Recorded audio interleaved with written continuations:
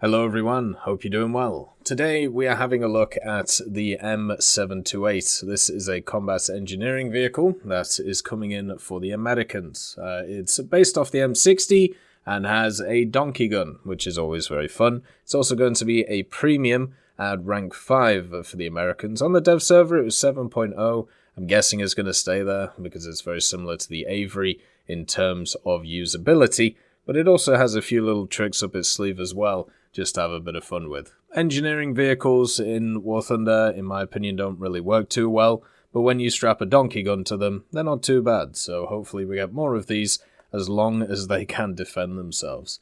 Let's get into the history of this machine. After the M60 entered production, American engineers almost immediately began working on a modified version of the vehicle, intended to be used as a combat engineering vehicle. Work on the project officially began in October of 1961, with engineers taking the improved M60A1 as the chassis and outfitting it specialized equipment such as a turret boom, a winch, a dozer blade, and also a 165mm demolition gun, which itself was a modified version of the British L9A1 cannon. In October of 1963, a handful of vehicles were taken off the assembly line and converted into the engineering variant for testing. The latter began in March of 1964 and successfully concluded in July of the same year. At the same time, the vehicle was approved for production and later on given the official designation, the M728. Once serial production started, the first units of the M728 quickly found themselves supporting troops in the field during the ongoing Vietnam War. There, the M728 was used to primarily destroy enemy fortifications and overcome barriers, as well as assisting in engineering work in the field. However, the M728 continued its service long past the Vietnam War. In fact, the vehicle actively participated in the Gulf War during the 1990s. With the turn of the century, though, the US Army realized that the M728 was no longer capable of keeping up with more mobile combat units and that its operating costs were becoming unjustifiably high. As a result, the M728 was placed in reserve and since 2018 was also being gradually phased out.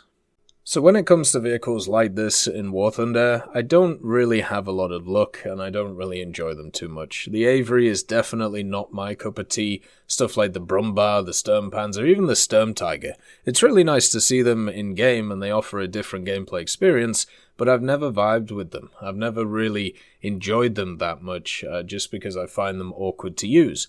But the fact is, there does seem to be a part of the War Thunder player base that does enjoy these types of vehicles, and it is always nice to see them for that.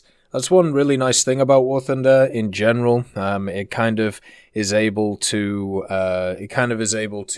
give a bunch of different people who have a lot of different things that they like something that they can enjoy in the game. As long as you are somehow interested in either military stuff or historical stuff, or even just general game stuff, there is always going to be something for you in War Thunder, and the M728 and similar vehicles kind of shows that. The vehicle has access to a 165mm, the M135 cannon. It has exactly the same HESH shell as the Centurion Avery with the British L9A1, since it's pretty much the same gun.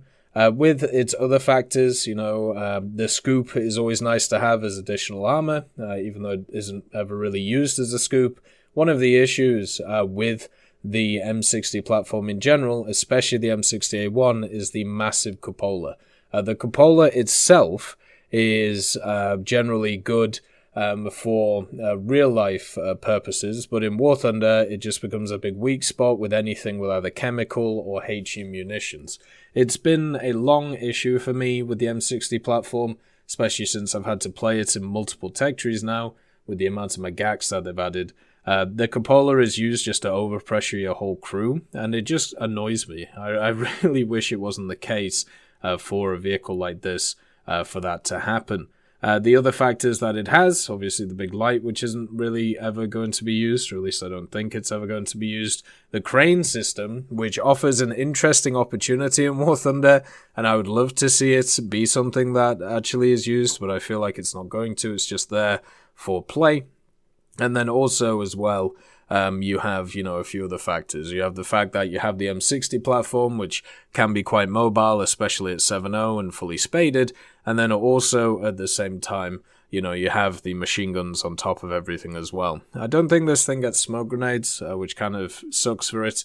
So survivability is going to be a little bit lower. You're going to have to rely on your armor a little bit much, and that can work for a vehicle like the M60, especially with a big old scoop in front of its weak spot. But still, with that cupola, it's always going to be quite hard to use. I'm just happy to see this one. I wish we would get more of these vehicles as standard tech tree ones, though. I understand why they do them as premiums, because they're obviously very unique and probably wouldn't fit the general gameplay style. But I still think it would be nice to have some representation of these past stuff like the Sturmpanzer.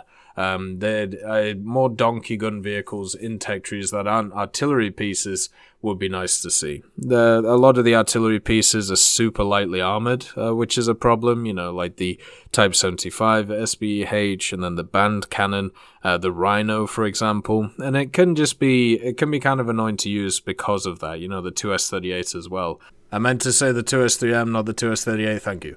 We should get some of the heavier vehicles with big donkey guns. Stuff like the Churchill Avery or the Churchill with the even bigger Spigot launcher would be really nice to see. And I'm hoping we see those in the future. But for now, seeing stuff like the M728, which I know many people have asked for over time, is nice to see. And hopefully people can enjoy it. As always, I hope you have a wonderful day. And I'll see you later on. I'd like to thank Forge, Siegebreak, Carrion Crow, Nicholas Richardson, Elove Goat, Pyman, Winter Scientist, Merciless Reaper, Orange Tail, Teddy, Daniel Stanton, Moxie, B. Young, and also Sem Arslan, Wilkski, Uncle Bean, Derek R., Bareen, Lafouche, and Samuel Slick for supporting the channel.